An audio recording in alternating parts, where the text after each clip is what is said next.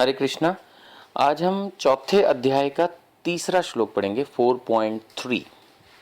स एव अयम मया ते अध्यय योग प्रोक्त पुरातना भक्त असी में सखा चैति रहस्यम ही एतत् उत्तमम।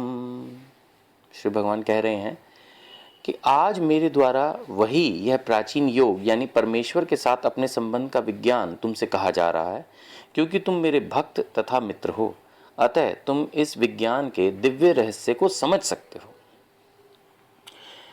श्रील प्रभुपाद की जय। श्रील प्रभुपाद तात्पर्य में बता रहे हैं कि मनुष्य की दो श्रेणियां हैं, भक्त तथा असुर। भगवान ने अर्जुन को इस विद्या का पात्र इसलिए चुना क्योंकि वह उनका भक्त था। देखिए, भगवान ने भगवत गीता में सब कुछ बड़ा क्लियरली लिख के दिया है, तब भी 99.99% लोग भगवत गीता को नहीं समझ सकते। वो पढ़ भी लेंगे तब भी उनके पल्ले नहीं पड़ेगा, सुन भी लेंगे तब भी उनके पल्ले नहीं पड़ेगा। क्यों नहीं पड़ता? क्योंकि भगवान ने श्लोक में साफ साफ बताया कि तुम मेरे भक्त तथा मित्र हो। जब तक कोई भगवान का भक्त नहीं होगा और साथ में वो जो 5 भाव होते हैं भक्ति के, उनमें से किसी एक में स्थित नहीं होगा, तब तक वो कुछ नहीं समझ सकता।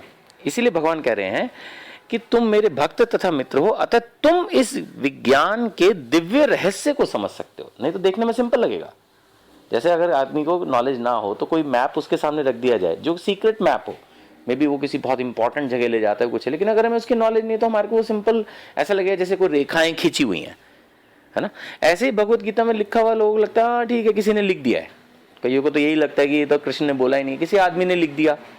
कईयों को लगता है कि जो पर्पट्स हैं प्रभुपाद जी ने वो ऐਵੇਂ लिख दिए, तो किसी की भी अपनी ओपिनियन हो सकती है। तो इस तरह की जो चीजें हैं वो रहती हैं कॉमन, मतलब ये कोई अलग बात नहीं है। तो जब तक हम भगवान से जुड़ेंगे नहीं, भगवान की भक्ति नहीं करेंगे, और जुड़ने के लिए या तो हम शांत भाव में जुड़ें, या हम दास्य भाव में उनकी सेवा करें, या साख्य भाव में उनको अपना मित्र माने, या वात्सल्य भाव में यानी माता पिता बन के लड्डू गोपाल भाव में उनकी सेवा करें, या माधुर्य भाव में हम उनको अपना एक तरह से पति माने या लवर माने। जब तक हम किसी एक भाव में उनके साथ जुड़ेंगे नहीं, खासकर जैसे इस्कॉन हमें ये शिक्षा देता है कि हमें दास्य भाव में जो है भगवान की सेवा करनी। तो यानी जब तक हम भगवान की सेवा ठीक से नहीं करेंगे डेली बेसिस पर, हर जगह जगह अन्य श्लोकों में ये बात भी आती है कि जो सेवा है वो नित्य होनी चाहिए।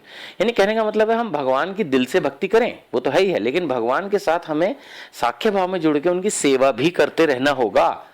सेवा चाहे आप आरती के रूप में करें, उनको भोग लगाएं, ड्रेसेस लगाएं, प्रचार करें, गीता बांटें, दान दें, ये सब सेवा का ही पार्ट है। बट कुछ ना कुछ करते रहना होगा, तब भगवान की कृपा हमें मिलेगी, गुरु की कृपा हमें मिलेगी, और इस गीता के दिव्य ज्ञान को हम समझ पाएंगे। हरे कृष्णा।